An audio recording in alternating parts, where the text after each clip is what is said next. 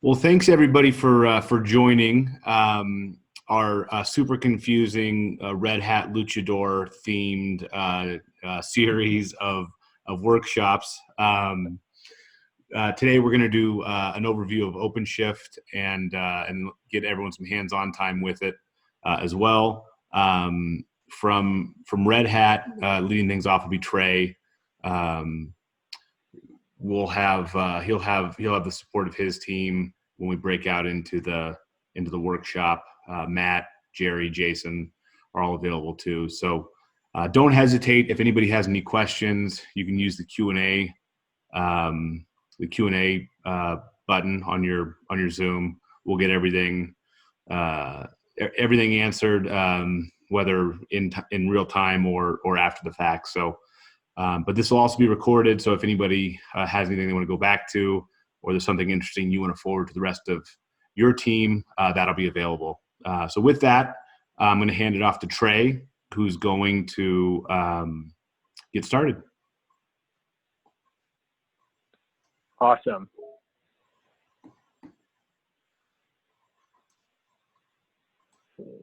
Sure. Okay. Matt, can you see my screen okay? Yep, looks good. Okay, good deal. Well, thanks a bunch, everybody. Hello. Appreciate you guys taking time out of your day to attend this workshop. It's my first virtual OpenShift workshop. I've participated in some that were in person, so kind of excited to actually do this. So my name is Trey Prince. I'm a solutions architect. I celebrated my 4-year anniversary with Red Hat on June 2nd. And up until last year, I was actually working pretty closely with folks in Colorado. We've changed things up a little bit within Red Hat. So now I mainly focus on Texas, but still involved during the transition period. So I'll be helping out with the workshop, and then there's a couple other folks who are going to be helping out as well. Jerry, I'll let you go ahead and introduce yourself. Hey everyone, my name is Jerry. So I am a specialized solution architect. So I technically specialize in what we call at Red Hat emerging technologies, which is things like OpenShift and the Ansible automation platform. So this will be the first OpenShift workshop I've participated in as an employee. I've been through one as a customer before. So I'm kind of excited to be on this side of it for a change. And I'm based actually in Arizona, but I do cover kind of the entire central region of the United States. So I'll go ahead and pass it on to Jason so he can introduce himself. Thanks, Trey, Jerry, and Trey. Yeah, so I'm Jason Rist. I'm solutions architect for state of Colorado region. I've been with Red Hat for 10 years, but I was in engineering and I just switched over to sales in February. So I'll be covering Colorado and taking over from where Trey was working. And I'll pass it over to Casey real quick as well. Sure, thanks. Hi, everyone. Casey Kelly. I'm the account executive for the state of Colorado. Looking forward to connecting with you all. Thanks for joining today. Please let us know if there's any questions. There's a chat box, or feel free to connect with us offline. And then as a follow-up to this as well, if there's further interest for further discussion, please let us know. We can set up individual conversations or a deeper technical dive if necessary. So thanks and enjoy. And everyone who is participating today will get the Technology Luchador Rematch shirt, so that when you're at the grocery store, people can ask you, what's a Technology Luchador? Cool. I also want to, oh, go ahead, sorry. Oh, go ahead, Trey. I was just going to say too, Matt, do you want to introduce yourself briefly as well? Yeah, absolutely. I'm Matt. I'm with One Technology. We're a Red Hat partner that does a lot of business with Casey and the various SLED organizations within Colorado, from state departments to municipalities, et cetera. So we're here to support the state, local, and education community in Colorado, and we'll be doing more of these to get good information to the folks that that support us from the state. Great, thanks. And one more, Matt Wilkerson. Do you want to just say hello real quick? You bet. Hey, Matt Wilkerson with Red Hat. I actually am here in Denver, Colorado. My role is technical and also a solution architect, more focused on supporting the partner side. So working with one technology to help make sure that they have everything they need in order to support you. Thanks, Trey. Great, good deal. I think we got everyone. So with that, let's go ahead and jump in. So in terms of what we're going to be doing today, like Matt said, there's a couple components to it. One is more of an introduction to OpenShift and really kind of container technology in general, and looking at what are containers, why would we use them, that sort of thing. Once we do that, which I'm hoping will be pretty quick, we'll get into the lab. So we have a lab environment set up. Everyone will have their own work area, and you'll be able to use your web browser to go in there and work with OpenShift. So few things that we'll be looking at. One is around different ways that you can deploy containerized applications. Then we'll be looking at how you can manage the runtime environment. So trying to look at how do we keep the application itself, like an application build, separate from the specifics that surround a particular environment, like a dev environment versus a test environment. And then we'll start to look at, okay, how can I start to automate the deployment of applications? So there's a few labs in each of these categories that we'll be going through. Now, as we get into some of the later labs, what we'll wind up doing is cloning, or actually forking a source code repository, and you'll actually make some changes to that and actually see the effect of that as you build your software. And in order to do that, you will need a GitHub account. So if you don't have one, there's a link here, and I'll post it later as well. But basically, if you want to go ahead and start getting your GitHub account set up, that would be useful, assuming you want to do that particular lab.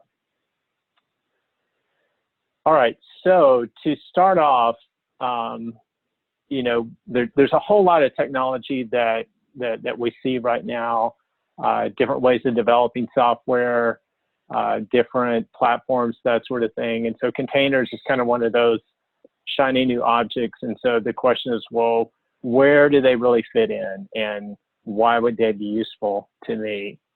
And so one of those areas is around trying to figure out how you get around the issue of deploying software in a way that's not so complicated.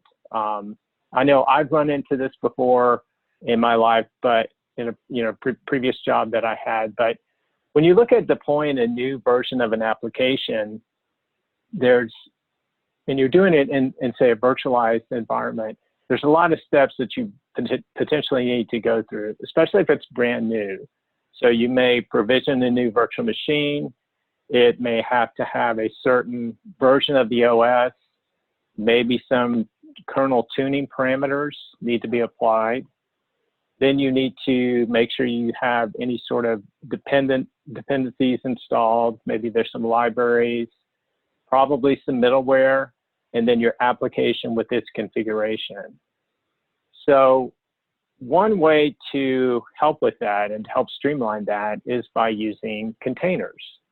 And so simply put, a container allows you to take all your application, all its dependencies, package them up together, and then deploy it wherever you want. So to understand why that is, thought it would be helpful to just kind of compare and contrast what things look like in a virtualized world or in a VM-based world versus container implementation. So on the left-hand side, you probably see a pretty familiar picture. So you have a host piece of hardware. It's got hypervisor running on that. And then you would build out one or more virtual machines. And in that virtual machine, you have an operating system. And then for the applications running in there, you have any dependencies that they require. And depending on the environment, sometimes you actually can't have multiple applications in one virtual machine. You may actually have to stand up additional virtual machines so that you don't have conflicts between OS dependencies. So in cases like that, you can see where, well, now I've got an additional VM and all the overhead associated with that, which I maybe really don't need. You know, it would be more efficient if I could have just one single VM. So if we compare that or contrast that with a container implementation, you still have your hardware, you have your container host and its operating system, and then it's providing services, shared kernel services. And then what you do is within a container, like I had mentioned, you have your application and you have all of its dependencies that are part of that container definition. And so now you've got this package that's completely isolated with all of its dependencies, and it's really just reliant on that container host operating system. So with that in place, then you're positioned to be able to take that container and then deploy it wherever you want. So you have that common operating system. In this visual, it's RHEL, and then RHEL can run wherever you need it to run. So maybe it's on your laptop or in a virtualized environment on-prem. It may be instances in the cloud, but that's your common foundation. And then you can take that container and then deploy it. And you don't have to change the container. That's really the beauty of it. So one of the other benefits of looking at a container-based architecture is it helps to drive the whole idea around DevOps. So again, if we look at a virtual machine-based environment, as a developer, you describe this is what's required to actually install my application and run it. And so you're kind of mixing the ownership of tasks within the virtual machine itself. But as that developer, you know exactly what's required to make that application run, what is needed. So you can build out that container definition, you can own that. And then once that's defined, then you can simply hand it over to the operations team and then they can deploy it. So they don't have to get involved in understanding from the developer, these are the things that need to happen in order to ensure successful deployment. So that's another, again, nice benefit of working within a containerized environment. So once you start working with containers, and you'll probably find too that you'll start adopting some of the other technologies that people are moving to. So things like microservices, for example. And so a result of that is that you're going to wind up with potentially a lot of different containers. And so the question then becomes, well, now if my application needs a bunch of different containers, how do I manage that? It's not so bad if you're dealing with a handful of containers. You can do that pretty easily, but once it starts to scale up, or as you do start to break your application down into different components that are all coupled together, now that problem becomes even more complex. How do I actually orchestrate that and make sure I've got a highly available environment with the application running as it should be? And so what's happened in the industry is we've really standardized around Kubernetes to help with that problem. So it's a platform that orchestrates all of this for you. And essentially, the way it works is you describe what it is you want to be running on that system, how it should be, what it should look like. So I want this application running. It should have these different services running with these number of containers running. And once you describe that, then Kubernetes' job is to make sure that all of that is running as you describe it. But Kubernetes just by itself, it gives you that orchestration, but as you start to incorporate this into the enterprise, that's where you need additional things as well. So if you think about like from an operation standpoint, or even a development standpoint, things like metrics and logging. So you're going to need visibility into what's going on within the cluster. You want to know, maybe from a performance standpoint, how are things performing and how's the cluster doing? So recently, with COVID going on, I noticed, in Texas, with the Texas Workforce Commission, there was a huge spike in requests for unemployment benefits. And so it would be good to know that I've got additional load so that I can maybe take action on that and automatically scale resources and scale up the number of pods to actually service all this new demand. So what we offer then is OpenShift, and so it is built on Kubernetes, and it's also built on RHEL. So we have this common layer down below, and then we add in additional components and features to really build out that Kubernetes environment and make it an enterprise offering. And so today, what we're really going to be focusing on is really some of these developer services. So from a developer standpoint, things like self-service would be key. So I want to go in, create something new, and be able to deploy that. If you've worked with containers before, you may know that if you're building a container, you need to typically start from some base. So if you're working with Java, for example, you may want to start with a Java application server. And so one of the things that we do is build out an ecosystem that's fairly rich that allows you to work with different languages and frameworks to build from. So, and that's all part of the platform itself. And you'll get a taste of that as we go through the labs today.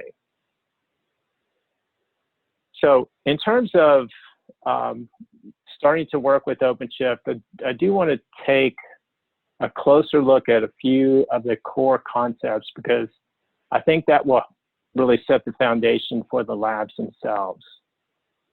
So we start really low level here. So we have a container. And so this is actually the smallest unit that's running. And not to get into too much details, but if you just look at what a container is, it's really just a process that's running in the operating system. It's a special process. It's got some constraints around it in terms of what it can see and resources like CPU and memory, but in essence, it's a process. So obviously in that container, there's something running, and what's running in that container is defined by the container image itself. So as a developer, this container image is the thing that you are actually defining. So you may define a container image that says, I need a web server running. So now you have an image, and then you can take that image and then deploy it. And you can deploy it multiple times, say for additional load capabilities, as an example. So again, you're developing these images, and then the images would be contained in an image registry. Now in OpenShift, there is an image registry that is included with OpenShift, but you can also make use of external registries as well. So you may be familiar with Docker Hub. We also have Quay that we host images in. You can also stand up your own enterprise, registry yourself using Quay. So if you wanted, for example, a multi-data center environment, you could set up Quay such that it's replicating your images between the different environments, and OpenShift can always get to all of the images that are required. Okay, so now we've got our images, and then from that image, again, you would run an instance of that, and that would be the container. So when you look inside of a registry and you look at a container image, you'll also see that you can keep different versions. So you see some examples here. On the left-hand side, we have a container image called front end, and then everything after the colon is a tag associated with it. So the tag can be whatever you want. So there's some version numbers that are listed there. And then if you build something, you can tag it with the latest. And in a lot of instances, if you refer to a container image and you don't specify a tag, it's going to be looking for that tag called latest, and it's going to deploy that.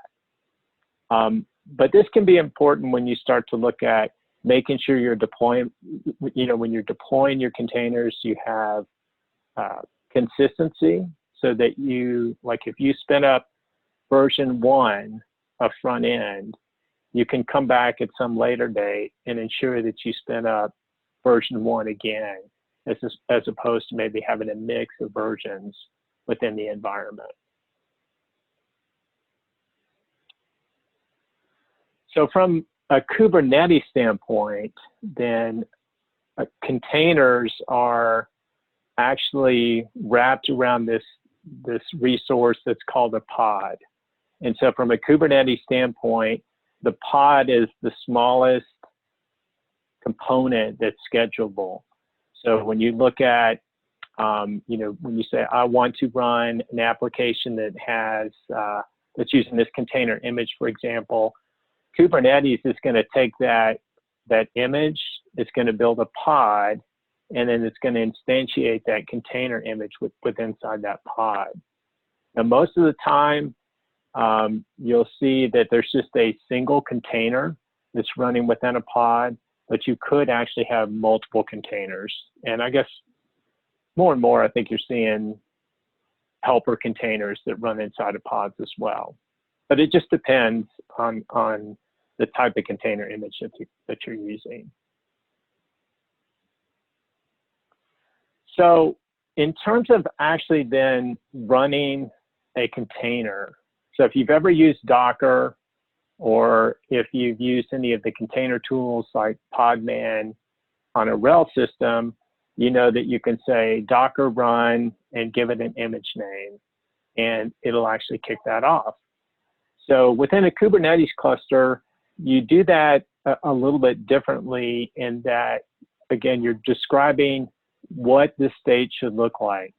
So essentially what you're saying is, I want to have 2 copies or 3 copies of this particular container image running within the cluster. And one way to do that is through resources that are called ReplicationControllers or Replicasets. So there's a couple different ways to go about doing it. But essentially, you would describe through these resources what container image you want running and how many of them. So that's one way to do it. Typically, you would probably not actually define replication controllers themselves. Instead, what you would wind up doing is defining your actual deployment. And so the deployment, that starts to get back to the idea that I talked about a little bit earlier. So you've got the container image that has the application and its dependencies, but it really doesn't describe so much about any environment-specific information. It can, but the idea would be that you keep that separate. And so if you keep it separate, then using a deployment or deployment configuration as shown here, now you can start to say, I want to take this container image with this set of, say, environment variables, and I want to deploy that to my build environment. You can take that same container image and have a different set of environment variables and deploy that to test and so forth. And so you would do that through, again, a deployment or deployment configuration. And within the deployment, for example, it will actually build out that replication controller for you. So again, typically you may not deal with replication controllers. You would actually do that through a deployment. And you'll be working with these in the lab as well. So in terms of actually defining the, what these environment specific parameters look like, there's a couple of ways to do that. One is by injecting environment variables. So defining environment variables, much like you would do just at the command line. If you're at a Unix shell prompt, you can define an environment variable, and that would control some aspect of the application. So that's one way to do that. You can also do that through a resource that's called a config map. And within a config map, you can define different parameters. In this case, there's actually an environment variable, my config, that is being defined. And then you can make that part of that deployment configuration. So again, on the left-hand side, I've got a development environment with one value. Production, I've got a different value for that same environment variable, and both of them are using the same container image. So you could see, as an example, let's say that your container image is an application that needs to connect to a database. So you may have one set of credentials that are defined for the development environment that's going to connect you to, one of your database instances. For production, you would have a different set of connection variables to point you to your production database. But again, they're both using that same container image. So config maps are good for data that don't need to be encrypted or anything like that. And then a companion to that is called companion resources secret. So kind of a similar mechanism, but essentially if you've got data like passwords that need to be encrypted, you can define a secret and make that part of the deployment as well.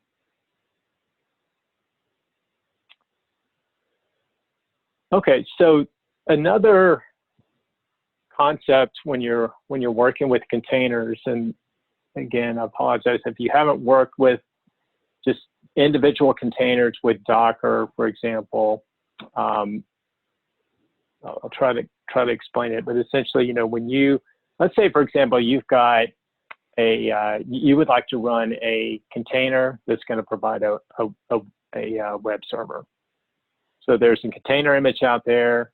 You would say, go ahead and run this container image. You've got a container running, and that container is maybe listening on a certain port. There's an IP address associated with that. So to actually use that, you need to know what IP address and what port is associated with that. But when you look at containers and kind of the nature of containers, the idea is that these are coming and going. You may be scaling them up. You might be scaling them down. There may be situations where a container just fails, for example, and it needs to restart. And so the end result of that is these IP addresses that you need to connect to could be changing dynamically. So within a Kubernetes cluster, whenever you actually deploy a container, it actually builds a service. And so the service is the thing that sticks around. And so if you need to, for example, talk to or connect to that backend database or that web server, you actually do that through the service itself. And so the nice thing about services is if you scale things up or you scale them down, the service is looking for, particular kinds of containers. There's a label associated with that container. And so it recognizes if one goes away or if a new one is added, it knows about that, and then it can load balance across those. And there's other ways to deal with services. There's a concept of a service mesh as well within OpenShift, but this is the basic Kubernetes concept. And again, we'll be working with this in the lab today. So the service itself then allows communication between other services within the OpenShift environment, but it doesn't give users or external users a way to actually communicate with those services. So one of the things that we do within OpenShift is make it very easy to take that service and expose it externally so that users can get to it. And so we do that through a resource that we call a route. And quite simply, you just expose it, and then it's available at a URL, and a user can go hit that site, and then OpenShift will direct it to the service, and then the service will take advantage of the containers that are running behind that particular service. All right, so those are some of the fundamental concepts. One other thing I do want to mention, so when you're working with OpenShift, you'll be working in what's called a project. And a project is just a collection of containers or applications that you're going to be working with. So as a user, what you'll see in the lab is you're going to be creating different projects. And then in OpenShift, you can have collaborators within that project. So if you've got a team, then they can be members of that project. And from an administrator level within OpenShift, you can also decide who has the ability to create projects. So you may not just give that out freely. For this particular cluster, every one of you has the ability to create projects within the cluster. All right. Okay. So, not ready to get into the lab. So one thing I do want to point out with the lab. So we're going to post a link here in just a minute. And in the link, it's going to take you to the lab guide. And one of the first things that you'll do, we're going to assign student numbers. But if you go to this lab guide and you scroll down to the bottom, you'll see this area down at the bottom. And whenever you get your student number, it would be advantageous for you to go ahead and put in your student ID here, whatever student number it is that you have, and just go ahead and click on the enter here. Don't worry so much about the domain and workshop. Unfortunately, we've got a newer version of the online workshop, and so the lab guide is not quite up to date. So these two components aren't functioning correctly.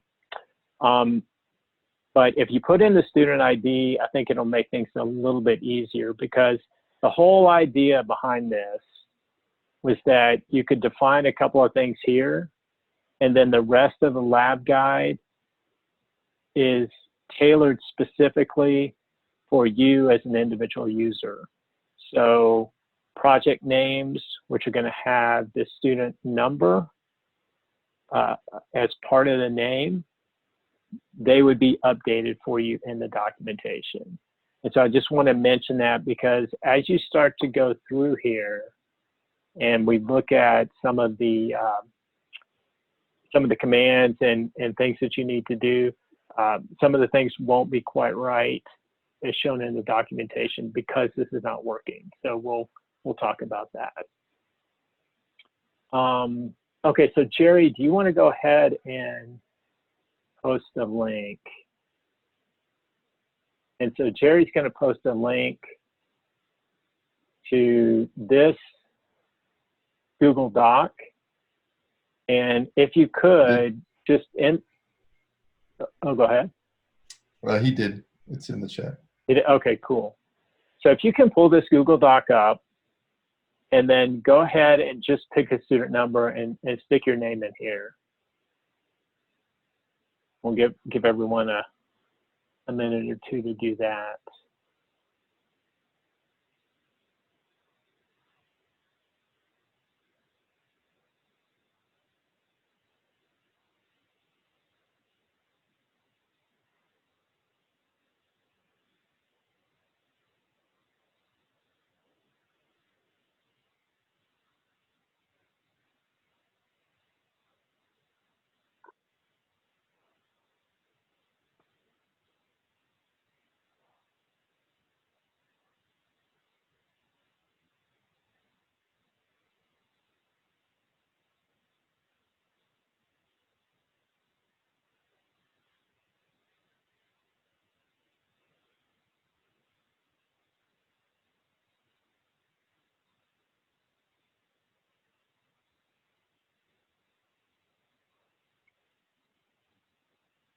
Are you guys getting to the document okay? Any?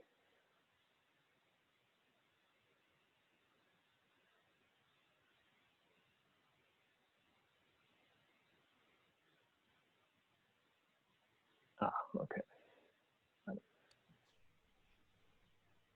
Someone asked Okay. they saw it in the chat. They didn't see it, so I accidentally clicked answer live. So I'm just curious, can you see it now? And if you can't, feel free to ask again. I just added the link in the Q&A as well. Okay. Oh, good. They said yes, so cool. Okay, good.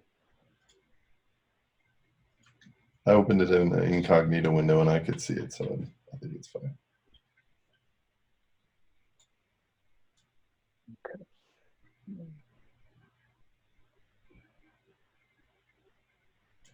We got 12 folks.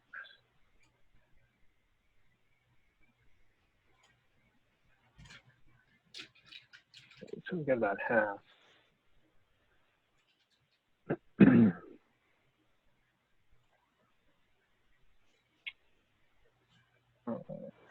I think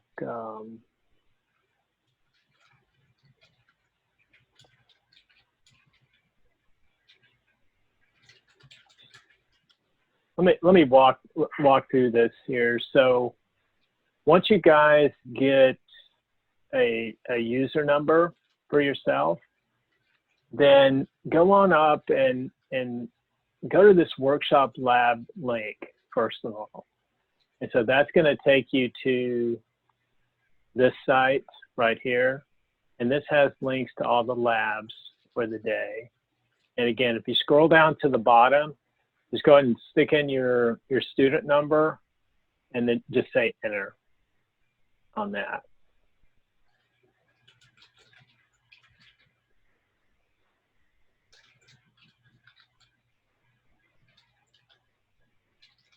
And then once you do that, then let's go ahead and open up the OpenShift console link. So that's this link right here. That should take you to this page. This takes you to the OpenShift console. So that should look like that. And then just log in with your user number. And the password is OpenShift.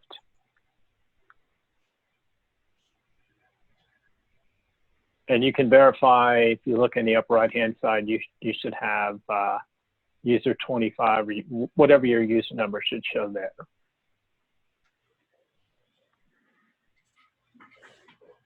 And make sure you're going to the, Trey, can you show them on the console to be in the developer tab? Yeah. Okay. So when you log in, I'm not sure. I don't remember where it's going to place you, but once you log into the graphical interface in OpenShift, there's essentially two views that you can be working from, and it kind of depends upon your, your persona, I guess. So one is the developer view, and the other one is the administrator view. And so if you look over on the left-hand side here, you'll see either developer or you can choose administrator. And like Jason said, we can just hop into the developer one. So I just logged in with a random user, and you do have to create a project first, but you're set up as an administrator. So then once you do that, it'll let you switch over. Okay. Okay. And that's actually the first lab. We're going to create a project. So let's just check in. So how's it, if you need some help, can you just post something to the chat?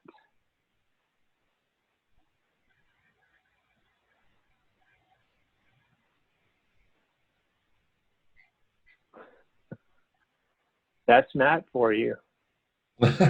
Oh, that is Matt. But he's got Chuck Norris on his side, so no worries.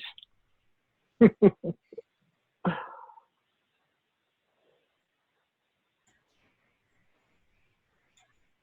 right. Well, I'm gonna assume that everybody's got a user number. Or folks who want to go through the lab, they have a user number, and they're able to get logged into the console.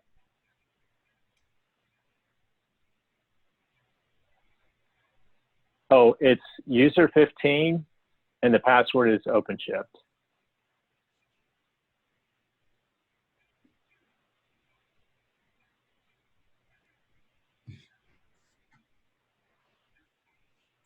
Okay, cool. All right. Okay, so we're logged in. So the first thing we're going to do is deploy a terminal. So there's a couple of ways to work with OpenShift. One is through the graphical interface. So that's the console that you've logged into. There's also a command line called, the one we'll be working with is called OC. And that's just a CLI command line interface. The labs have ways to use either or. So you'll have your choice as you go through the labs. But I think it's good to go ahead and set one up. So we're gonna do that. And then the third way is through the API itself. So we'll be focusing on the GUI and the command line. So the first thing we're gonna do is deploy our own terminal. So if you look into Lab 0, you can kind of go through the steps here. But again, this information here that you see, that's not actually correct. So that's why we have the console listed over here. So that this is the console that you need to use, okay? So once you're logged into the console, then you go ahead and create a project, and you'll want to name it based on your user ID. So it's going to be terminal dash and then 1 or 15, or in my case, it's terminal dash 25. Okay. And so you'll create the project. And then what we're going to do is we're going to switch over to the developer view if you're not already there. And we're going to deploy a container image that's just going to run a terminal. And so it's just going to give us a terminal interface like a bash shell that we can use to run the OC commands, okay? And so that container image is in the Quay registry. It's called Workshop Terminal. And so if you just copy that, then in OpenShift, I'll kind of walk through this. So you're going to be in the developer view. You're going to click on add. And we have a container image that we're going to deploy. So we're going to click on container image. And then we're going to provide that name. And once you tab out of that, it's going to do a check to make sure that it can actually reach the registry and gain access to that container image. And then you can go ahead and just scroll down to the very bottom and say create.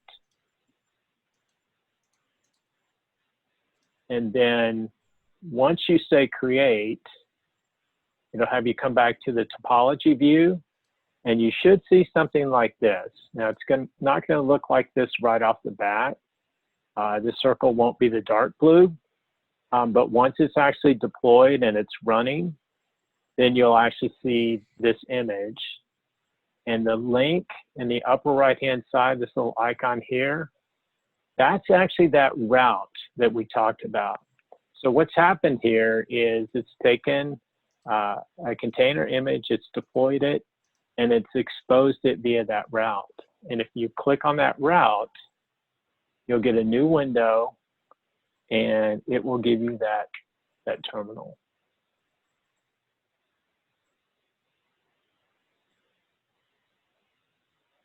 So let's let everyone kind of get caught up there.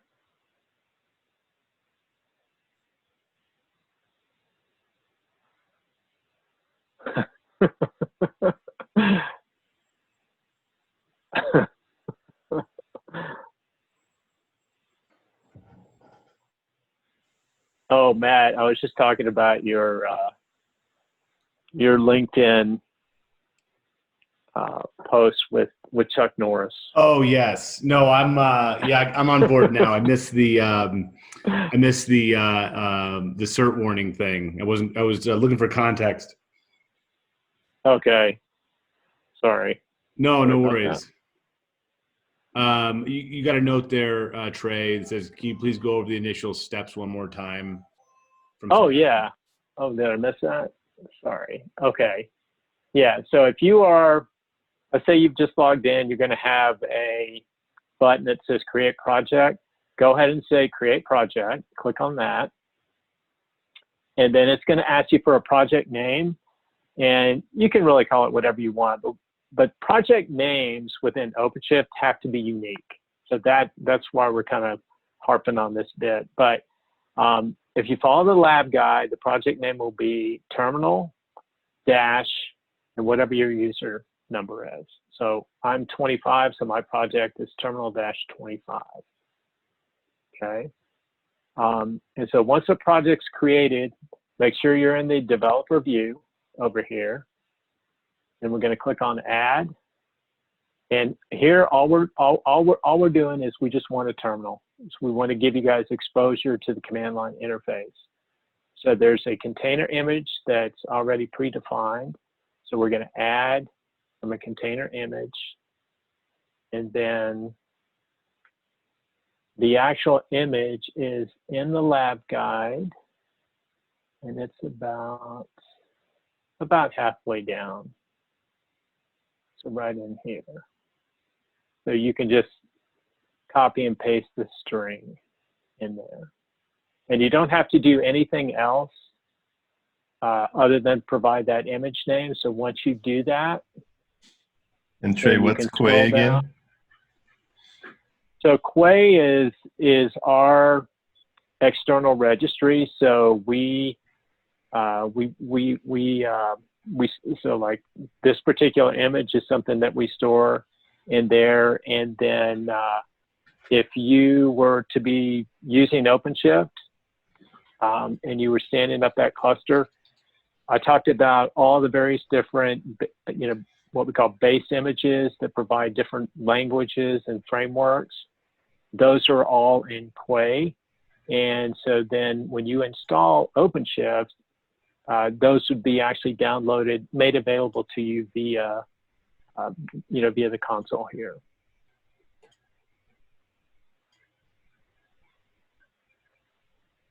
Okay, and so then Again, once you go ahead and add that, if you come back to your topology view, you should see this.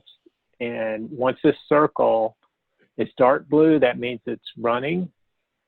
And then you can click on the link for the URL, and you should have your terminal. Okay. And so at this point, we're logged into the cluster via the GUI. We have a terminal that's running, but on the terminal prompt, we're actually not logged in yet.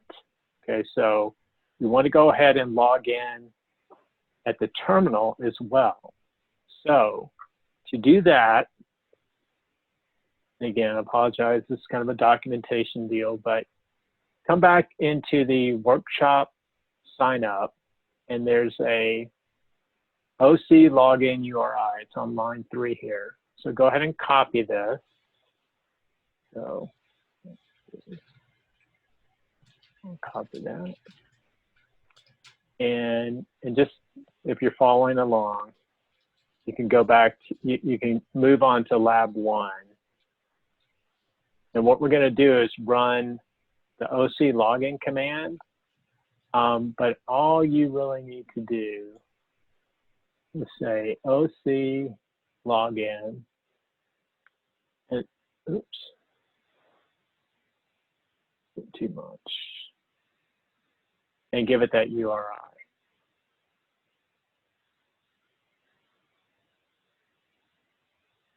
Okay. And then you're going to give it, just like you did in the graphical console, give it your user name and OpenShift. Same credentials. So now you're logged in. So you've got, you're logged in via the command line using the OC tool, and then you're also logged in via the graphical interface. So with that kind of as our basis, now we can really start getting into the labs.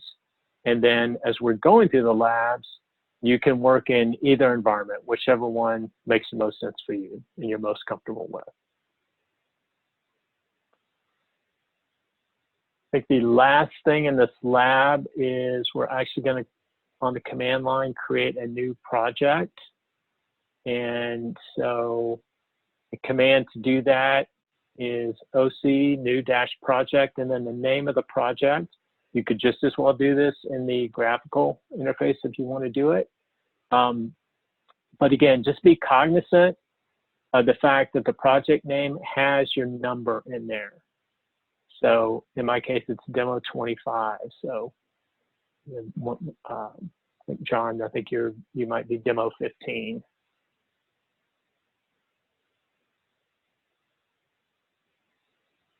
All right, so how's everyone doing? Let's see.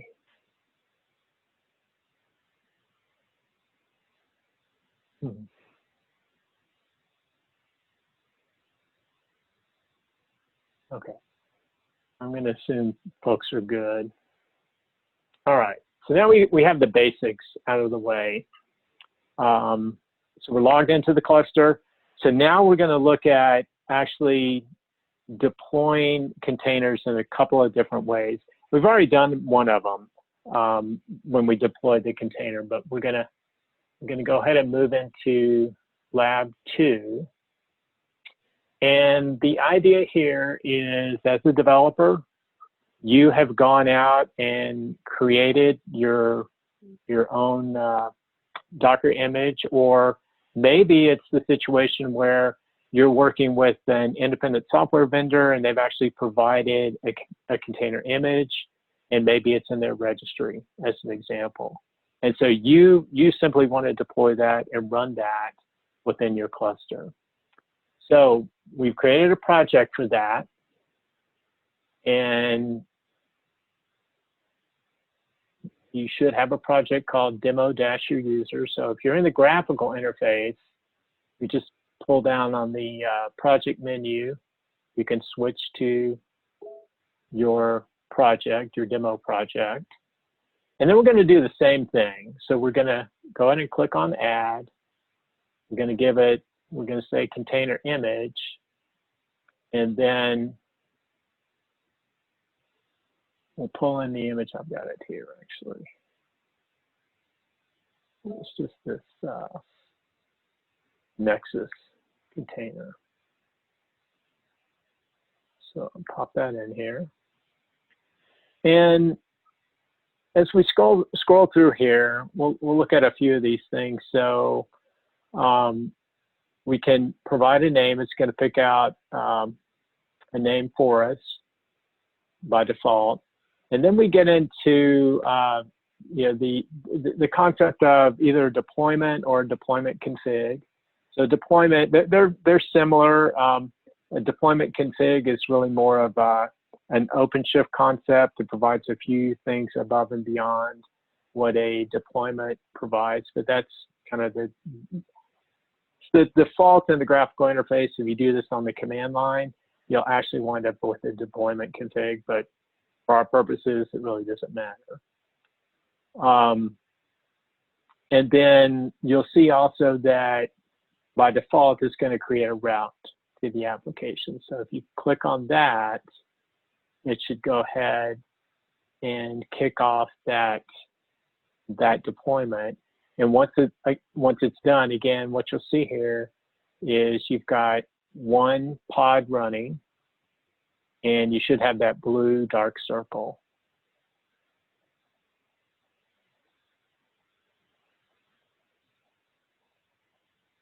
And if you click on the link, and this will take a while, so actually, let me do this. I think it takes about 3 minutes, Trey. Yeah, it takes a while. I think what I'll do is I'll go ahead.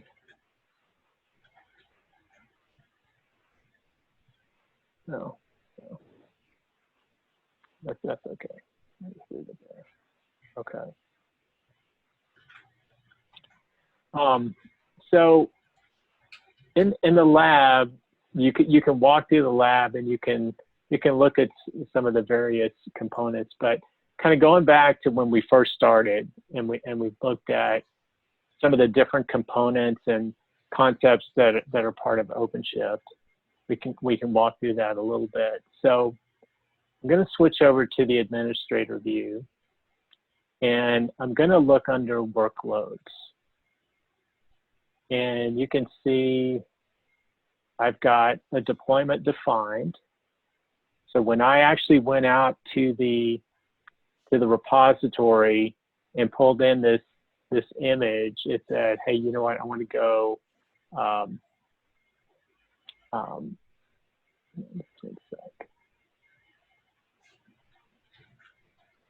well, this is actually a little bit different, but so, it built out this deployment configuration for me. And so you can see this here listed as a deployment.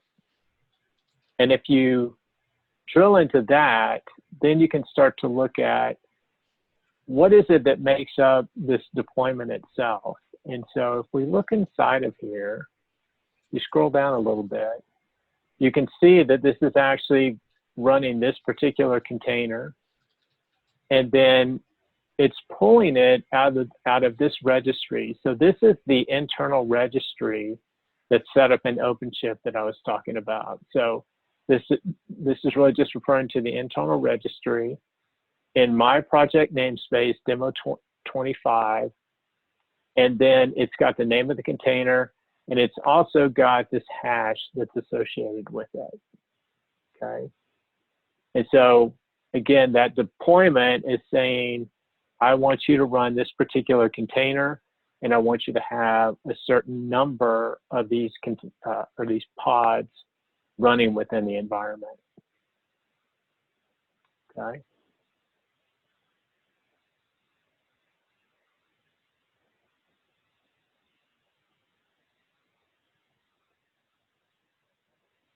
How are folks doing here?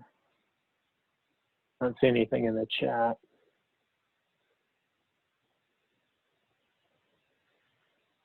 Jason and Jerry, things looking pretty good? Yeah, I'm following along pretty well. Okay. All right. Okay, so that one's pretty straightforward. And so again, that's one way to do it. So you have a pre-existing image, and all you really want to do is deploy that. And so that's the exercise that we went through. Something that might be a little bit more realistic, though, is that as a developer, you're actually working with source code, and maybe you're not so interested in trying to figure out the details behind actually creating a container image itself, because that involves some steps and some knowledge around actually how to build out and define what a container image looks like. So what OpenShift allows you to do is point directly to a source repository. And so it's looking directly at your code. And what it will do is take your source code and it will combine it with one of those base images that I mentioned. So for example, in this next lab, we're going to deploy an application that's written in Node.js. So there's a Node.js base image. It's going to start with that. It'll take your source code, combine that together into one image that it can then deploy. And so you'll actually see it going through the process of building that out as it's going. So if you move over to lab 3, then what we're going to wind up doing is creating a new project. And I can walk through this here. I'll go back to my developer view. And I'm going to add. And here, what I'm going to do is actually go to my catalog. And so this is a catalog of templates of our base images. And there's other resources in here called operators that you can take advantage of. And you can see they're organized based on languages and databases, that sort of thing. But I'm just going to search for Node.js. So I've got just a simple Node.js. I've got one that has a MongoDB database that is also part of the deployment. So I'll just pick this node, and so you go and say create the application. And then you'll see that you've got a choice of choosing a particular version of Node that you want to work with. So it just kind of depends upon what your application dependency might be. And then you actually specify the URL to the Git repo. And so that is in the lab guide.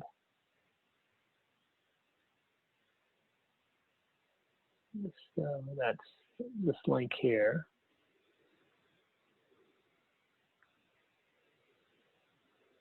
And for this particular repo, we do need to specify the directory to pull this from. So we'll need to look at the advanced Git options and specify the context directory. Okay. And that's all you need to do. Again, you can modify the application names if you want to do that. But again, go ahead and allow it to create a route, and then go ahead and click on create. Now, once you click create, it's going to kick off that build, and let me go ahead and do that. We'll start a build. So you're going to see something like this. You'll see a build running.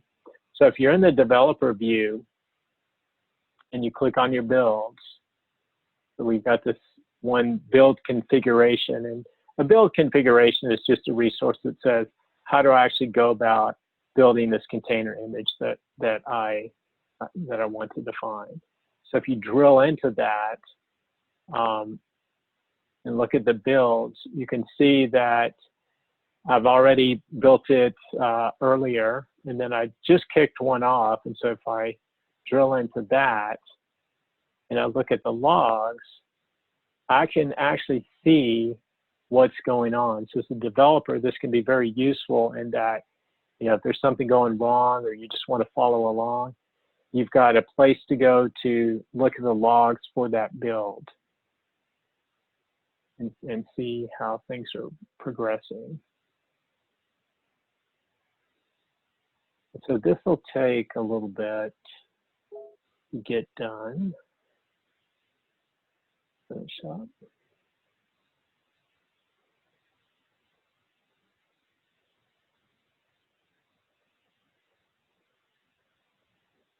But if you are watching along in the topology, you'll see this out here, but you won't have that dark blue circle. So what you see is my build just finished, and so it started up a new instance of that container based upon that build that we just ran. So once it's running, then you can go ahead and click on that, and what you'll see is this is a map of the DC area showing different transportation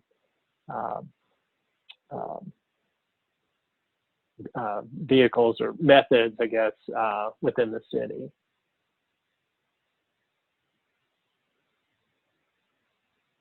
So, okay, so here then, again, just to kind of review, we've looked at a couple of ways to deploy. One, we just started with a container image, just like we did with the terminal application. We deployed that. And then we looked at a scenario where we've got source code and we actually wanted to deploy from that. And so all we really did is point to the source code. We told it the base image to use, and then OpenShift took care of the rest on that. So how are folks doing? Just, you want to chime in on the chat and see if there's any questions or any troubles.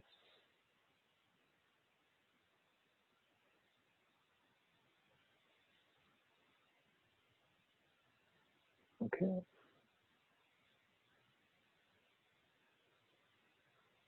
Well, I guess folks are in pretty good shape then. Okay, well then at this point, I'm gonna hand it off to Jerry, and Jerry's gonna get into a discussion about how to actually look at modifying the actual deployment environment itself.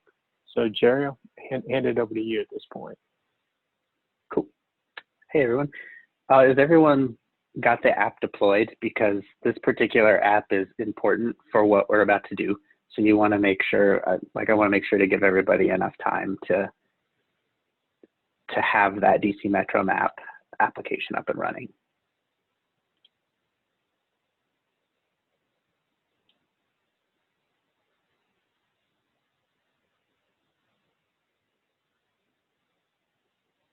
So if you aren't ready for it, just let me know. We can wait a few minutes.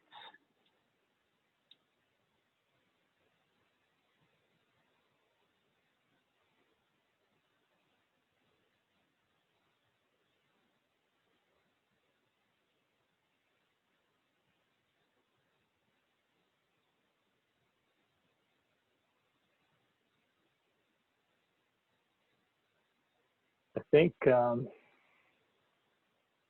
think it's okay. It's okay to go? Okay. Yeah, I think so. Looks like folks are. Nobody's screaming stop. So that's a good sign. I'm taking silence for things are okay. Cool. We'll go with that. Okay. So I already have this DC Metro map app deployed because I've been following along as well. But what this chapter is about is it's developing and managing your application, and it kind of builds as we go through the next few exercises into something that you would probably see in real life in a development environment. one of the really cool things about this particular lab, I think, is that if you're ever asked to go look at somebody else's OpenShift cluster and you want to explore what's in there and figure out how they deployed an application, the tools that you'll learn in this are going to be critical for that. Whether you follow the command line steps here and you learn about things like OC status and OC describe, or using the web console, either way, it's a great set of skills to have, especially if you're called in to help someone else with their project. You can kind of quickly get up to speed of what's going on in their particular environment. So I already have that application deployed. So if we pop over here, you can see I have the application and we have a route to it, so we can see the application. And we'll just keep following these steps here. So we're gonna go switch modes to administrator. So remember, like when you're switching these are called perspectives, developer perspective and administrator perspective. So we'll switch over to the administrator perspective, and then we'll take a look at the workloads and the deployment configs. So this is a deployment config here. And once we have that open, you see a kind of a summary of information about what's going on here, which is, you know, you can kind of quickly look at it and check the labels and check what kind of update strategy you're using. We'll talk about update strategies a little later as well. And then you can see what containers are spun up. So if you click on the pods that are available here, you can see we have one container for it. That's pretty useful. And then on the flip side, if you wanted to do all of this with the command line tools, you can just do things like this. So you can run OC status. And if this is not big enough for everybody to see, please let me know. And it'll tell you some information. But probably the #1 tool you'll use is OC describe. And you can describe pretty much anything. So you can describe a pod and get really detailed information about a pod. You can describe a replica set. You can describe the deployment and the deployment configs. And so those are kind of important things to be aware of. If we take a look at the description here, we can see all that same information that we're getting from the user interface. So this is one of those things where, like, it's a comfort level thing. If you like a user interface, use the user interface. If you like a command line, use the command line. You can pretty much do everything from one or the other, and it's kind of designed that way on purpose. So we can break that down. And like you can see that we're getting very specific. You can describe the replication controller that's created automatically as part of a deployment config, and the image stream, and what pods are actually running. So I prefer the web console. I have very much a background in Windows, so I like clicking on things, and I'm still learning OpenShift, so remembering the commands is sometimes a little bit different for me. So I kind of tend to use the UI as much as possible. And so one good thing, I was just going to say, you know, one good thing too about the command, the describe command, for example, you can actually take that information to and export that. So if you were wanting to define one of these resources, like your own deployment, just on your own, you could use that as a framework as well, and then re-import that back into OpenShift.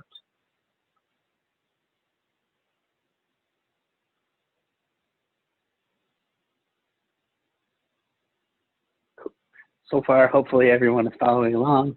Now we're going to take a look at the image stream that this created. So if you're already here, you just click on builds and then image streams, and then this is your image stream for this. You can take a look at it. You can even look at the history of it, which is kind of cool.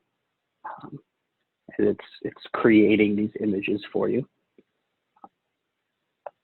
And then if we keep on going down, these screenshots. If we take a look at the builds menu, click down over here, and we have a build. So all of this gets created just when you use that, when you deploy that app, right? So we didn't actually explicitly create a build. It just happened in the background because we're using source to image to actually manage this application.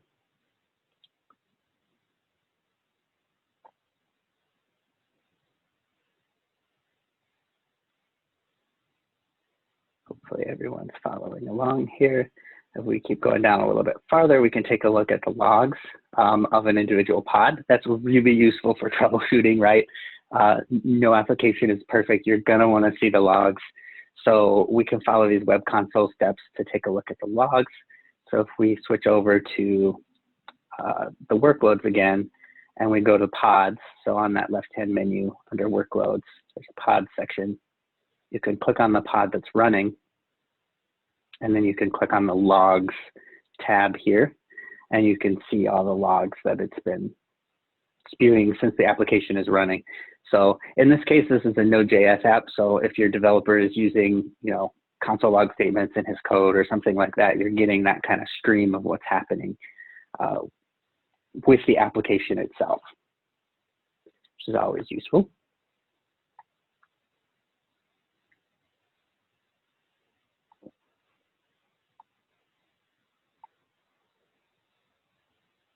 And then now the fun part.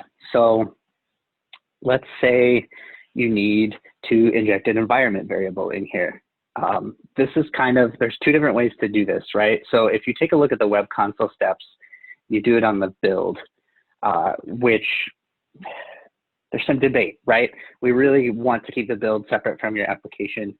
So I actually prefer the command line steps for this one, but either way is technically allowable and correct, right? So I'll go ahead and follow the CLI steps. If you guys want to do the web console steps, that's fine.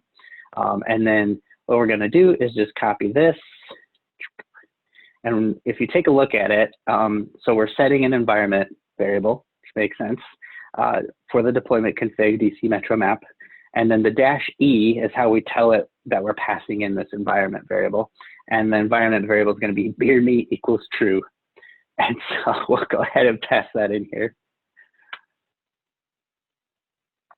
And you'll see that it updated the deployment config.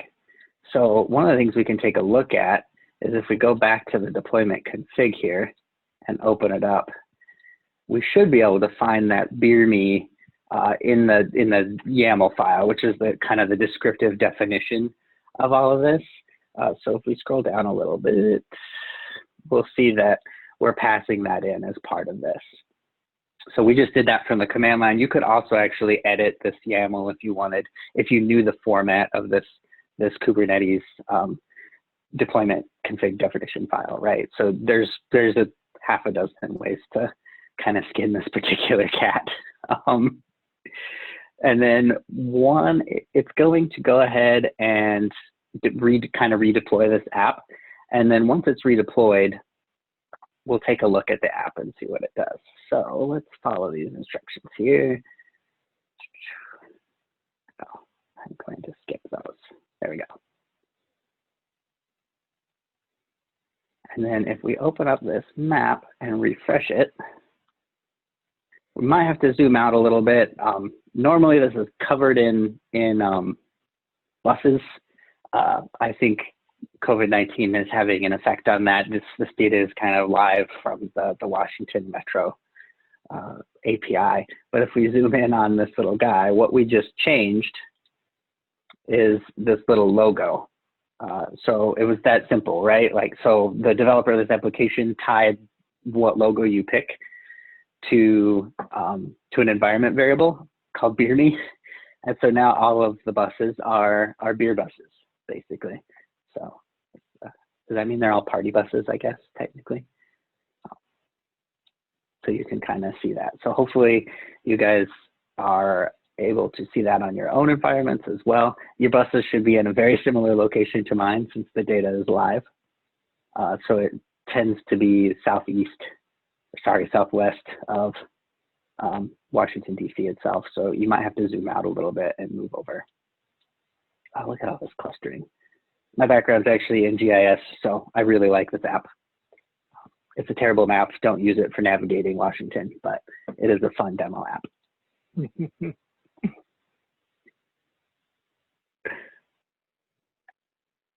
And then, so in addition to being able to pass in like environment variables, you can also use secrets, right? So you might want to be able to pass in like an API token without it just being saved in the clear for someone to read. And so you can do that later in the labs, you'll learn about secrets and configmaps, which kind of let you do this in a little bit more descriptive and repeatable way. So those are kind of important concepts as well. And then finally, before we're done with this, if you ever need to actually enter into a pod, like console log into the pod, or open up the pod's console to look at things or troubleshoot something, generally you want to avoid this, right? Like pods are supposed to spin up and spin down kind of constantly, and you're not supposed to make changes in them because they're not actually saved when you do that. But if you do need to, there's two ways to do it, right? So there's of course a web console step where you can go to the pod and then click on terminal. So we're already, let's see, we'll open up the pod, open that up. So now we're in the pod details view. You can click on the terminal here, and it'll actually open up a terminal for you to interact with inside of that pod, which is, like I said, great for troubleshooting, but don't make changes that you expect to stay around. Like if your application doesn't deploy, then work on that deployment step. Don't let it partially deploy and then fix it in the pod. Figure out what's going on first. So. And then if you wanted to do it the command line steps, it's this OC exec-IT command. And then you tell it what you want it to run once you're in there. So this is really powerful. This is actually, you can do this with any pod. Although if you're using like things like Alpine Linux instead of RHEL, this is going to be a little bit different, and you'd want to Google that. I think it's because Alpine Linux doesn't have Bash.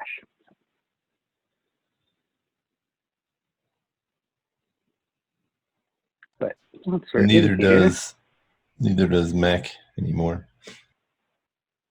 What? Rude. Yeah, they switched to Z shell. So you can see that it actually set that environment variable inside the pod for us. So it is a good way to troubleshoot check, right? If we thought, hey, my logos didn't switch to beer cups, what's going on? Let me make sure that my configuration is set up to actually inject that environment variable. You can use the terminal to verify that. So it's a good way to verify changes that you've made. Did everyone follow along through all of that?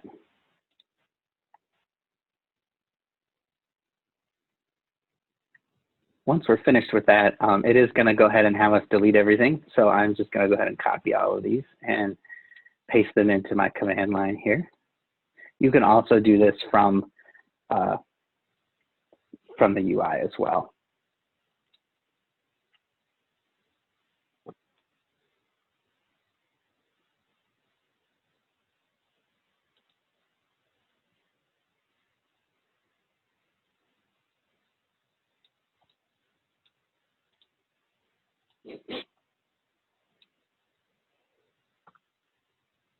Oh yeah, I didn't actually create the secret.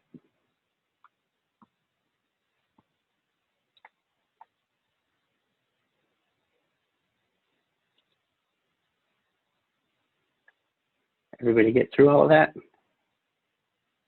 We'll go ahead and move on to lab 5. So far, so good, I think. Cool. DC does know how to party. Yeah. Imagine if public transit was just suddenly a party bus. That'd be a disaster. I don't know. A fun disaster, but still. Yeah. Okay. It depends so, on what time of day. Yes, that's true. Maybe not rush hour party buses. That'd be bad. So lab 5 is really about kind of setting up I really think of it as setting up your development environment to be more continuous, right? So like you don't always want to make a change to your code and then go through that build process and redeploy your app. This kind of automates some of that. So you're getting a little bit more into kind of the bread and butter of why using Kubernetes is important, right? So because you can automate a lot of this stuff away using OpenShift and Kubernetes. So once you have like your app, that's out there, if you want to commit a code change and have that automatically be updated, this is really good for your development environment. Would not do this for your production environment. We're going to talk about like CI/CD pipelines a little bit later. Jason's going to actually talk about that, but we'll go ahead and go through this. So we do need to fork a repository, right? So if you're not familiar with GitHub, I'll walk you through it. This is the GitHub repo that we're going to fork. So if you open this up in a new tab, you'll just click on this fork button and make sure you're logged in. So I'm logged in here. You can see this terrible photo of me. Just hit fork. It'll actually make a copy of this repo in your own account that you can actually make changes to. And that's important. You're going to want to be able to make changes to it. So I've already actually done that. I have my fork over here. So it puts your username in there.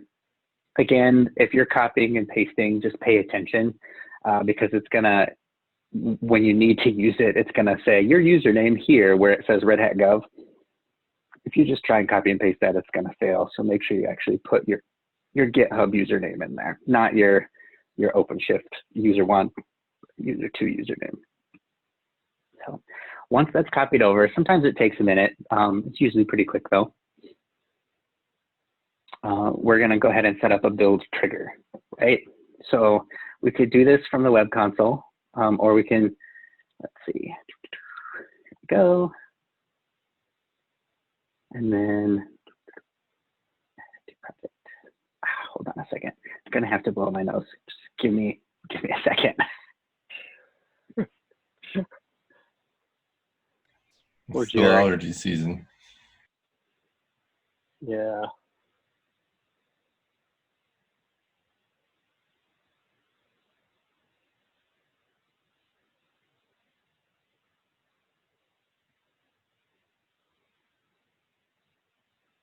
Is everybody still doing okay?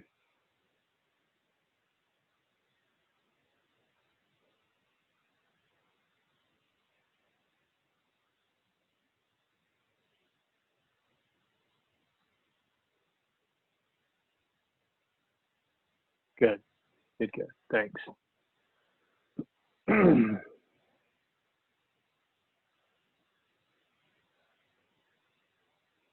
Okay, sorry about that, guys. I think all of the palm trees are blooming in Arizona. So this is the least favorite season that I have right now, since I'm very allergic to that fun stuff. At least I hope it's that.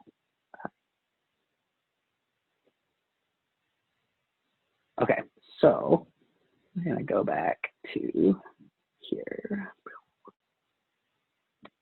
And let's see. I usually do this with the command line. So I've actually done this with the UI before, so I'm going to read along and learn how to do it with you guys.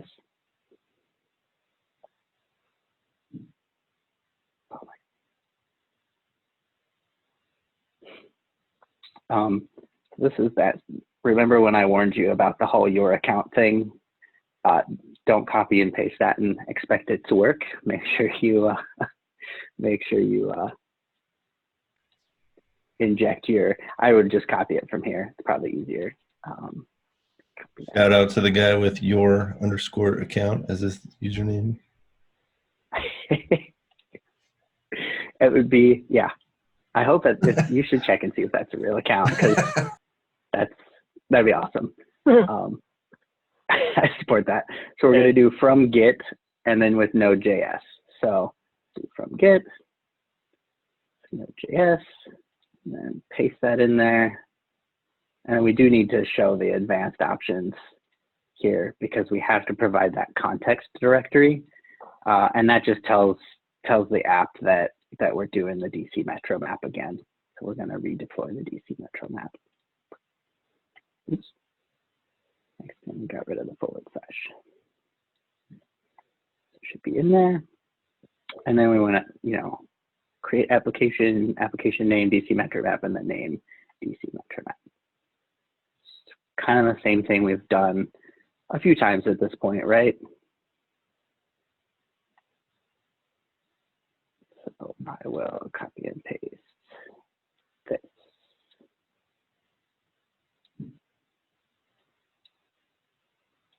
It does try and like guess the name of your app. It's usually wrong if you're using like a subfolder. So just pay attention to that.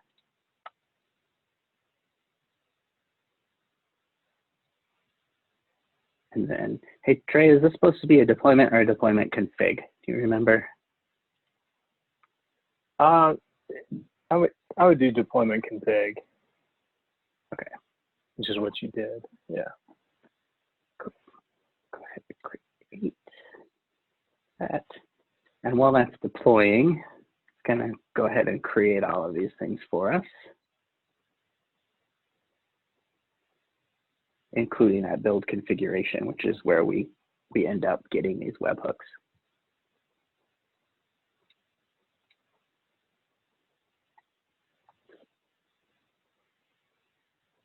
We will switch back to the administrator perspective and go ahead and click on builds and then builds again.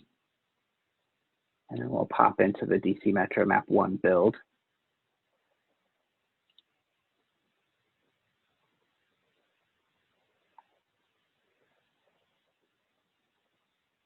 Oh, we want build configs, sorry. DC Metro Map.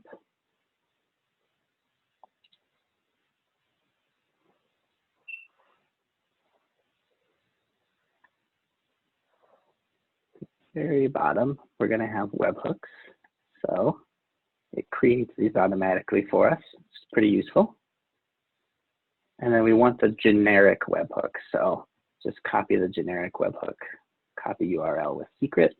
So that'll give us a URL that has everything we need to authenticate in and actually make that change. And then this is where we switch back to GitHub. So there is a GitHub component to this. So hopefully your forking is completed and we have access to all of that. Oh, no one at your _ account. You should make that, and we should just use all Red Hat stuff in there. Yeah, just like fork the OpenShift library into it or something. We'll call it good, right? So you want to actually open up your repo. So just make sure you're in the one that is for your particular user. And then under the settings tab here, and under webhooks,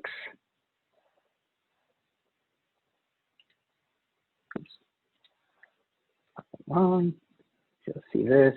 We're going to go ahead and add a webhook, paste in the URL, disable that SSL verification. So pop over here, add a webhook. See if I remember my GitHub password. Yes. So it should look like this. Paste our URL in there.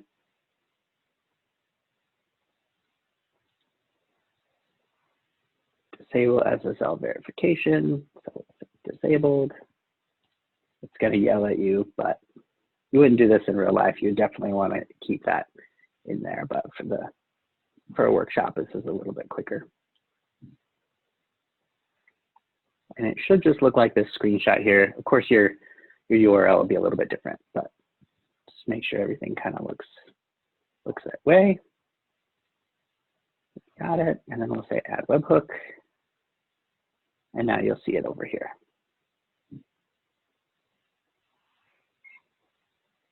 Everybody's having any trouble with that, definitely, shout out in the chat.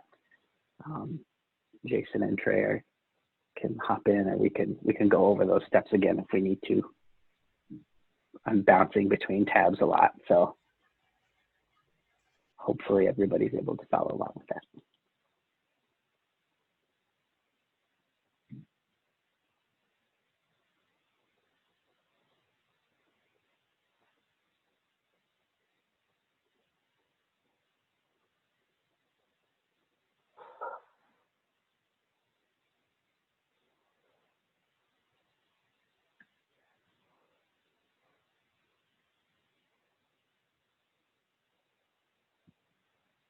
Okay, so I'm not seeing anything in the chat. So we're going to just keep on going through this. And so one of the cool things about this is if you do make a change and it was terrible, like you blew up the app, you can always roll back. So these builds that OpenShift creates, it kind of remembers the history of what you've done, and you're able to go back to a previous build. And it's using kind of a combination of GitHub and GitHub's ability to track code changes and OpenShift's ability to keep those images around that it built for prior deployments. So if we wanted to roll something back, again, pick your poison, right? You can do it from the command line, you can do it from the web console. So if we go to the web console, we'll do builds and click on builds. Click on builds this time.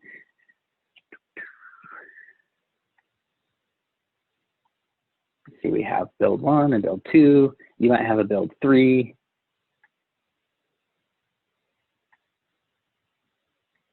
Let's say I want to roll back to build 1. So if I click on build 1, it'll open it up. You can, take a look at it again.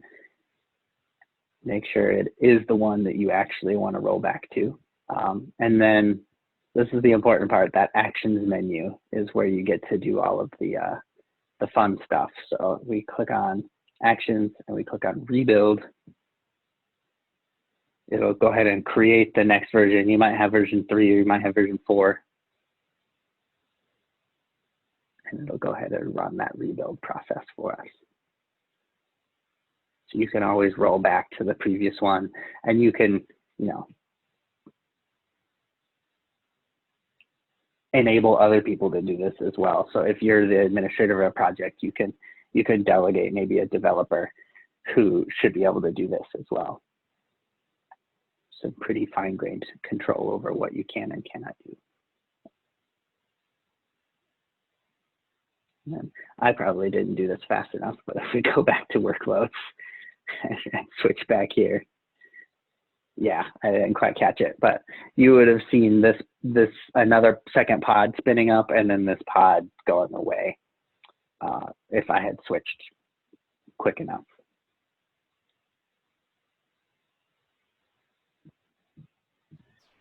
But you have to admit that since it's that fast, that's a good thing. It's true. True.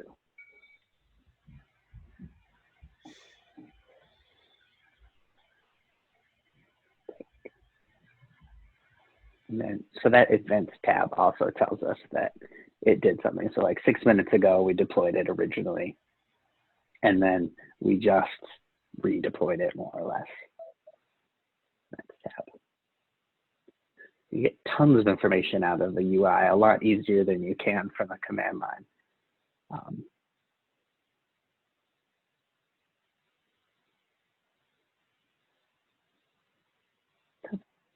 And that's really all there is to webhooks and rolling back, right?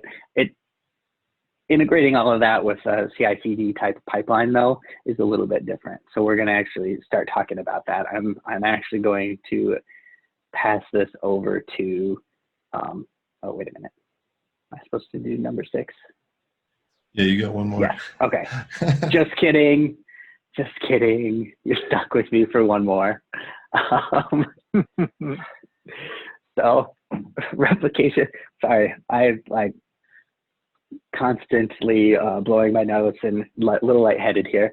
So replication recovery really gets into kind of the, for me anyway, the meat of what Kubernetes is about, right? That whole self-healing concept and being able to scale up and scale down really easily. So Lab 6, I think, is really fantastic. I definitely let's jump into that. Is everybody caught up with Lab 5, or do we need to wait a few minutes? If you can, do a shout out in the chat if we need to wait. Otherwise, we'll just keep going.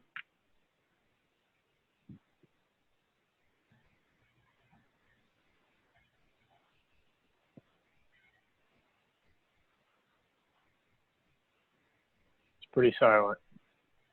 Cool. Okay. So, Yeah. So the idea of Kubernetes and OpenShift in general is that you're running on in a cluster, and you might have your app kind of, maybe it's only a simple app and it doesn't need to be highly available, so you only have it running on one of the worker nodes. But maybe you're like, oh, I do probably need to run this on 2 worker nodes, and kind of divide it up. So this is where we start getting into how you would actually deploy an app in production, right? Where it is highly available, where it is self-healing, and you can recover from things that happen. You know, no application is perfect. Some user somewhere is going to figure out how to break it. We all know that. You can't idiot-proof anything. They just keep building better idiots, right? So this is a really important concept for making sure your applications stay stable for the majority of your users, right? So we'll go through this replication workload first. So we're going to go ahead and click on workloads, and then click on deployments, and we're going to check the DC Metro map, right? So we shouldn't have deleted that from the last lesson. So we'll bounce in here, DC Metro map. I guess we should have done it as a deployment. Either way, should be fine. And then once you're in here, we actually want to go ahead and replicate this, right? So since Kubernetes is very descriptive, right? You're describing the infrastructure you want and the way you want the pod deployed and everything. It's really easy to start replicating it and make it become highly available. It's literally just clicking this a couple of times. You can click that, go ahead and click it 3 times like the directions say. It'll scale up to 4 pods being available for you. And then if you go to the pods tab, you'll see that now you have 4 pods. So these are automatically load balanced behind the Kubernetes service object. So you don't have to actually mess with anything. You don't have to contact, your F5 load balancer to make that happen. It's all happening inside of the cluster.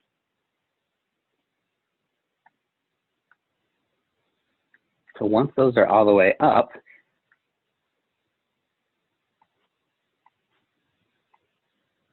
we can play with the fun stuff, and we can try crashing one of these, right? So, and seeing how it recovers. So we've declared that we want 4 pods of this application up and running. Kubernetes is constantly monitoring that to make sure that there's 4 pods, right? So if we go in and we actually just delete one of these pods, it should recreate it. So if you go to workloads and pods, again, these are the 4 pods that are part of our process. If you're still spinning up pods, you might see a build pod in here. Make sure you're just using one of the pods that has a status of running. And then you can click on the little 3 dots over here and delete it. And so since we're deleting the pod and we didn't update the deployment or the deployment config, it's still going to want 4 pods. So it almost immediately starts spinning up that pod. If you saw that real quick, we can do it again. You do this as many times as you want. It's kind of fun. So it'll terminate that pod, and then it'll spin up a new one.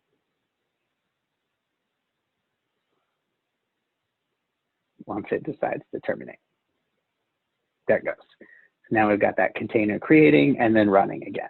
So it's going to maintain that state for us every single time that we get a change. So that same thing applies. So there's readiness probes and liveliness probes that you can customize to your application, because we know that sometimes like an application might be unresponsive, but the services are still going, right? That was the story of my life with ArcGIS Enterprise, this GIS server software that I have a lot of experience with. Is sometimes it's just flat out not working, but all of the services are fine. There's no logs in the Windows event, list, and it seems fine. Nobody can do anything with it. You want to make sure you have a way to test that with your application. So if you're custom developing an application, you could use a liveness probe and a readiness probe to kind of really make sure that Kubernetes is aware of when your application is working and when it's not working. By default, it comes with a readiness probe, and it makes sure, and that kind of covers most of your bases. But if you have those worries, you can dive deeper into the liveliness probes and the readiness probes, and really make sure that your application is very robust.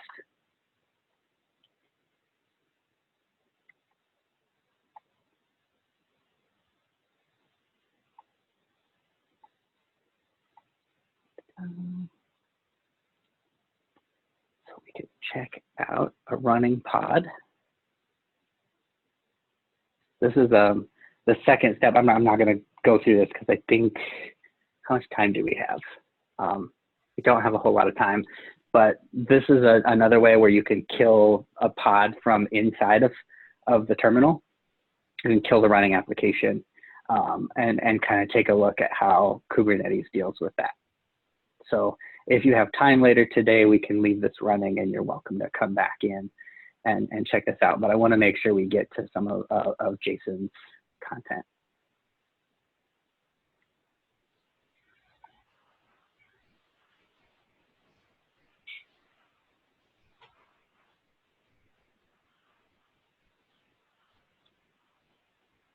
And then if you've worked your way through all of this, maybe while I've been rambling over here, at the end, you definitely want to scale that back down to one pod. So back in workloads. And if you chose to do a deployment, you can do the same thing in a deployment. You'll get that same kind of interface with the up and down arrows, and you just drop that back down to one pod. And it'll take care of terminating those pods for you and leaving you with just the one. Where'd you scale that down, Jerry? Just on the main details? Yeah, so you go back to workloads, and then if you chose to do a deployment, you would do it under deployment, and then click on the deployment. But I did a deployment config, so we're gonna go to deployment config, select the deployment config you want to use, and then just in these up and down arrows, you can kind of control that. And there are ways to kind of automatically set that up to scale up and down based off of CPU usage. So you can set up a horizontal pod autoscaler as well, so that you don't have to manually do this, and your app can react based off of CPU workload. Eventually, like memory workloads will be available for horizontal pod autoscaling as well, but right now it's just CPU. How would you do that, Jerry? So that is all done. Same under the workloads, you set up a horizontal pod autoscaler. So this is a little more complicated, and you kind of attach it to that deployment basically, and you say, hey, if the CPU usage is over 50%, spin up another pod, and you can set minimum and maximum limits. So you can say, I need a minimum of 2 pods and a maximum of 8 pods, and it'll scale up to 8 based off of that CPU usage. So it's a really powerful way for you to not have to, constantly interact with an app, especially, if there are conditions that increase your load on a regular basis, like maybe the end of the month is some kind of reporting period and lots of people access an application. Set up an autoscaler so that it can scale up when it starts to get that demand. You don't have to go in and hit that up and down button for that, which is really powerful. Okay. I'm going to go ahead and stop sharing my screen so Jason can take over for the last 10 minutes. Yeah, and I'm going to cruise through. Trey, did you have something? Yeah. Well, yeah, I was just going to suggest, given the time, maybe if you just want to kind of take a few minutes and talk through it, and yeah, I don't think we have time to do the lab. Just maybe talk through the last 2 labs, and then I can kind of wrap things up with some resources, if that works. Okay. Yeah, so I'll just really quickly talk about labels. So the kind of cool thing with labels is that you can put a label for something that you did within your organization, like to map things. So for instance, if you have a CI/CD pipeline and you want to make sure that once testing has been applied to the application, you can assign a label. And it's really simple. They're right here within the pods. And to edit them, you just click Actions, Edit Labels, and you can add in something like tested by JRist. I copy pasted it, but you could type it. and then save. And there it is, boom. It's pretty useful, but it's a quick thing in the lab, and I'm just going to keep going. So the next thing, and I spoke about this for a second, which is CI/CD pipelines. So the neat thing with this one, and again, I'm not going to go into it too deep, but the cool thing is that you can use OpenShift to spin up Jenkins server and have your application tested, and then spin it back down if necessary. And you can kind of see it go through the testing infrastructure within Jenkins, and you can create a whole pipeline and have it spin up for different things. And then you can just start a build really quickly, and you can also automate this. So it can be a very useful thing for getting a really quick development pipeline working in your organization. So again, I can go really quickly on this one. So we already have projects. So I'm going to switch to the CI/CD one. This one's already spun up. So if I go into workloads, you can see there's Jenkins here, already set up. Let's see, I can't remember how I got this started before. So I go into go to your build config. Yep. Thank you. Go down to builds on the Yes, on the bottom. I've got it. Thank you. Yep. Build config. Click here. Builds. Sorry. Oh, it looks like it's becoming. Under actions up there on the right hand. Yes, sir. There you go. Started a build. It's running. You can see it right here. And then it starts the first stage, which builds the front end. And then the next stage will be to fire up Jenkins. So once we do that, it will have me log into Jenkins, so I can show you that really quick as well. So this is showing Jenkins running within OpenShift. So that's, again, one of those base images, base templates that are provided as part of OpenShift. But if you're using Jenkins outside of OpenShift, you could do that. Or if you're using another tool like Azure DevOps, that can be used as well.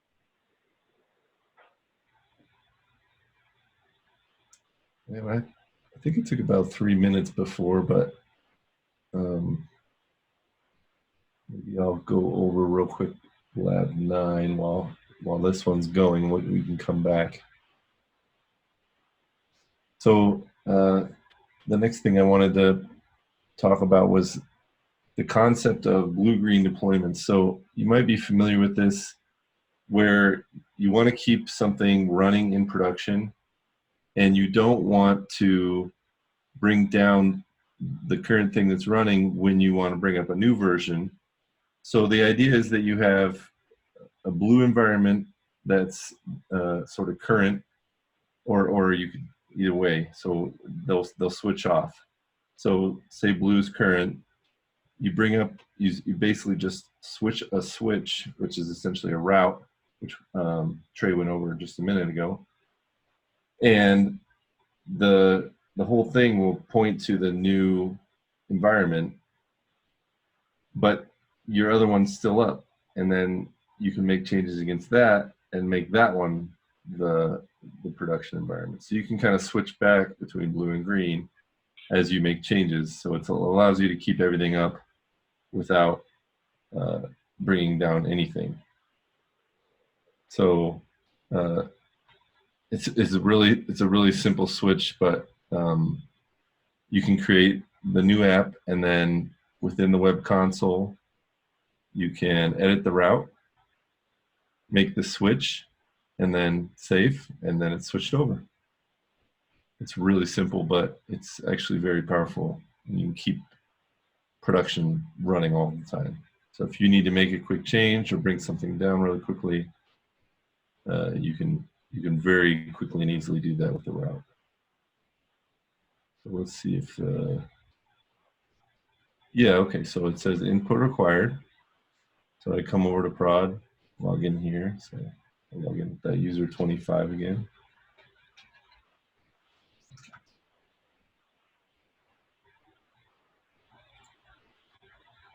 And then it says pause for input right here on the side. And I click promote. So it's kind of a way of having the user double check that it's ready to promote. But after you do that, it's successful, and you come back over here, and it's been scaled up. So Trey, I'll hand it back over to you. Okay, great. Well, thank you, both Jerry and Jason. Just to wrap up here, a couple of things I want to share. So first of all, the lab environment will be available for about another day. So if you want to continue with the labs, if you are a little behind or just want to play around a little bit more, the cluster will be up, so you have access to that. Then after that, if you want to play around a little bit more with OpenShift, there's a few places that you can do that. So there's the learn.openshift.com website that provides a lot of kind of mini tutorials to get familiar with different concepts in OpenShift. There's also the try.openshift.com. This gives you access to, again, some tutorials, and you can also access what's called code-ready workspaces, which allows you to set up a small OpenShift cluster on your laptop. So you can download that, try that out if you'd like. And then finally, through June 30th, we actually do have some free OpenShift training. And this gives you access to online course material and also a lab environment. So you can kind of work a little bit at your own pace and not be confined by time constraints. So just wanted to make that known to you. And we can get you guys this information if you're interested. So I think that's it for me. Thank you guys for participating. I hope it's helpful, and I hope the venue worked out okay, for a workshop. Seemed like it was okay. But Matt, did you have any closing thoughts? No, that's it. We appreciate everybody taking the time and jumping on with us today. If anybody has any questions, don't hesitate to send Casey or myself a note, and we can get follow up if you want more time to workshop or want to have a discussion with your broader team. If it's something you think that would serve your organization well, we're happy to get the resources together to help. But also this video will be posted if anybody wants to share it with the rest of their team. And like I said, we appreciate everybody jumping on. Thanks, Matt. Yep. Take care, everyone. Thanks, everybody. Thanks, everyone. Thanks. Thanks, everyone.